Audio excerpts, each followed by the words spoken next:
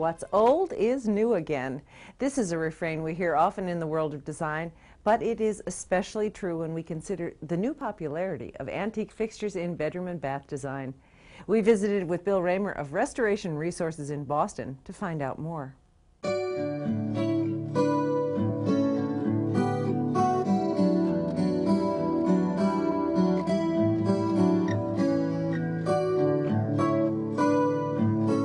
On either side of the sink in the master bathroom are sconces, pewter sconces, that we found at a store that collects fixtures out of estates that are being torn down or emptied or whatever. And so I was able to go through this massive storeroom of fixtures that were unfinished, untouched. People are coming here for architectural details, architectural antiques to enhance their bathrooms and their bedrooms. How are they using them? Well, they use them for a couple of reasons. They either have an antique home and they want to keep it that way. They might be restoring the home, they want to keep everything period. Or they might move into a new space and just want some great bathroom detail.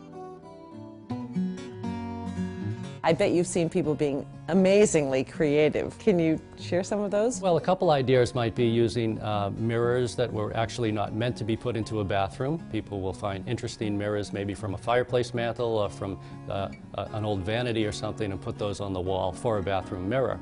Another idea might be taking a stained glass window, and if you wanted a little more privacy in your bathroom, you could take a stained glass window and hang it up over the existing window. You can't see in, but it gives you that great color.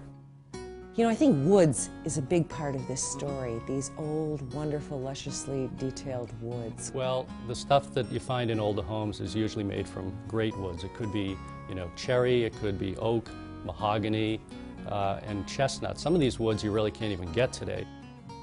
Tell me about the craftsmanship, the carving, the handwork. They seem to put more care and detail into it, so everything is sharper and crisper, and of course if it was, you know, hand carved, it can almost not be compared to anything done today.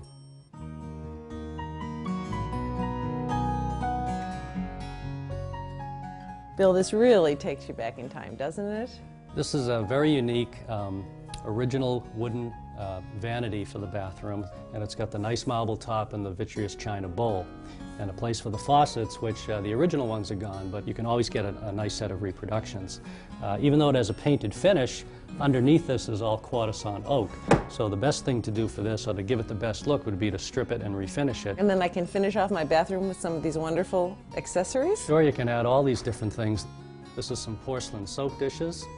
This is an old sponge holder that would go on the wall next to the bathtub. And these are cup holders combined with toothbrush holders. And again, a double cup holder. And this here is another sponge holder. So there's a great selection of things. And you can sometimes use these for something other than their original use. The designs are so good looking. A lot from the 20s and 30s, you think? Well, some of these are from, you know, 1910, I would say, up to probably 1930. And a piece like this, which is a sponge holder, could even be a little earlier than that. Well, you know, the heft of these pieces is really remarkable. I know they're doing wonderful reproductions these days, but when you look at something like this with the age in it, you just, it's something that's got an appeal all its own. Well, as nice as some of the reproductions are, they just don't seem to have the feel or the weight or the detail. They're just, you know, kind of plainer in their design. When you look at some of these things and you see just the craftsmanship and the design that went into it, it's just incredible. Wonderful way to finish off any bathroom design. But architectural details really come to life when put into the hands of a top designer. Consider how Susie Briggs mixed and matched several architectural salvage pieces into a one-of-a-kind bed that would be the focal point of anybody's room. Susie, it's obvious what the focal point of this beautiful master suite is, this astonishing bed with a headboard and a footboard that I understand I can't just go out and buy at my favorite furniture store. We started off finding these incredibly decrepit pillars and had a thought of, could we make a bed out of them? We found this center part which we made into a headboard. Was it originally a headboard? It wasn't. It was a upright piano cover. And what we did is build around it and frame it out and managed to sort of scribe it into these pillars that belly out. So all of this is new woodwork that's been beautifully painted and restored, so it's all sort of seen as a one piece. Everybody is looking for their unique design, and I think this is a great place to come to discover it. You could even come into a place like this exploring and not know what you're going to find.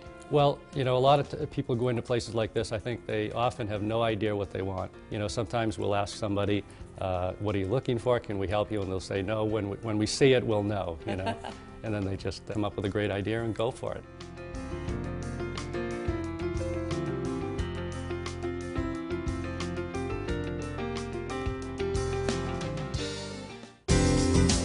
Next on Bed and Bath Design, dramatic architecture and French styling come together to create a romantic master suite.